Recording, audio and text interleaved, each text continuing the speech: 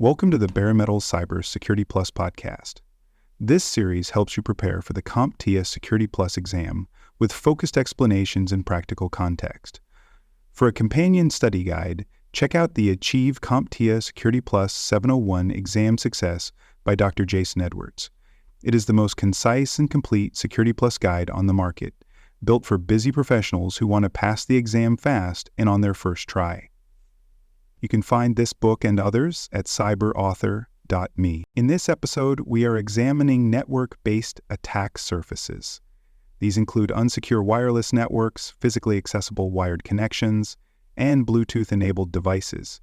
Each of these introduces opportunities for attackers to intercept traffic, inject malicious content, or bypass authentication.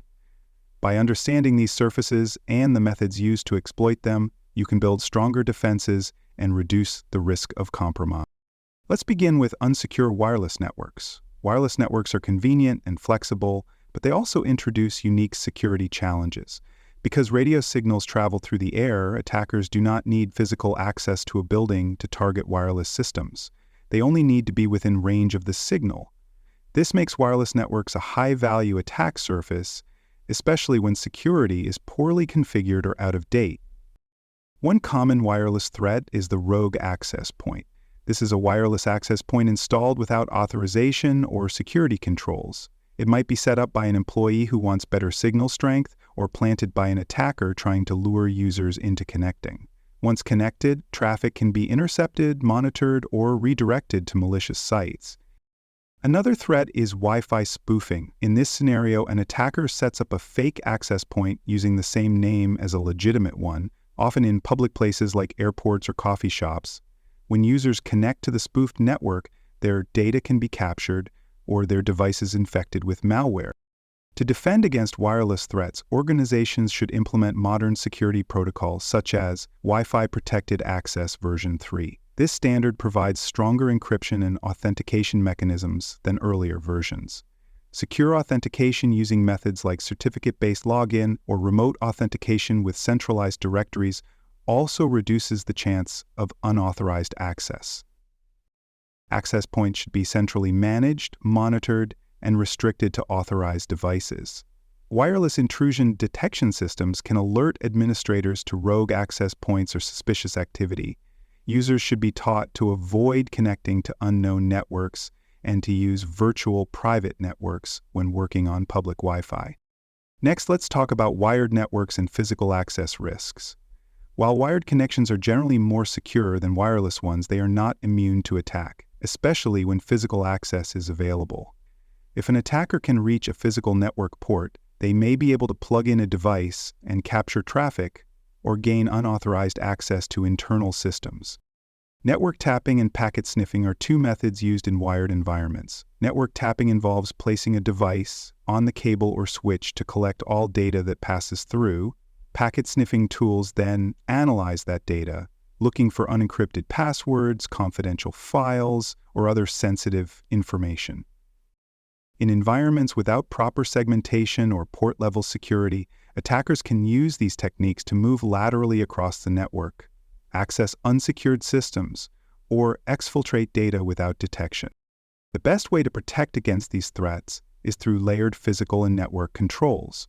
Physical security measures like locked server rooms, secure switch cabinets, and restricted cable access are the first line of defense.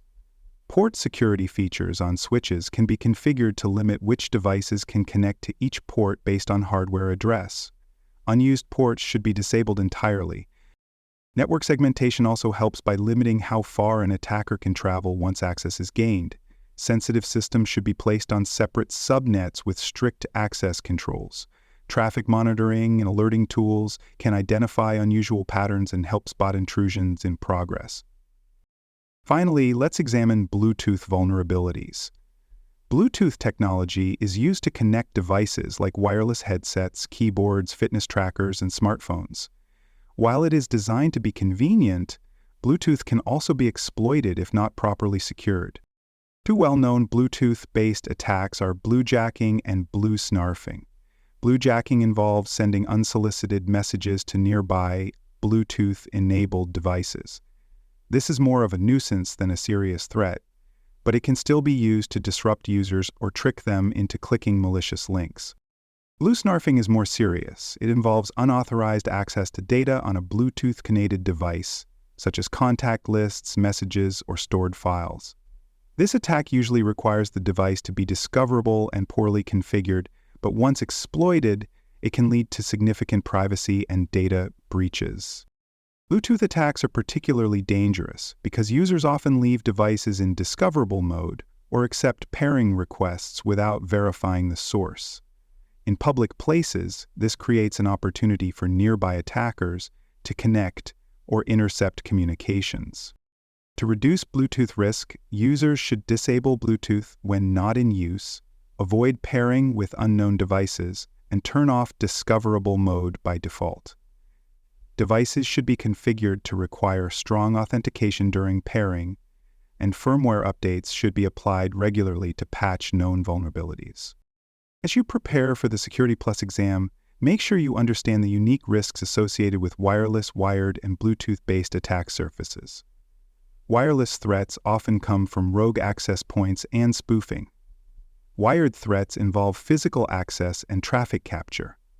Bluetooth threats rely on weak pairing processes or discoverable devices. The exam may give you a scenario involving suspicious network activity or unauthorized access, and your task will be to identify the likely attack surface and recommend appropriate defenses.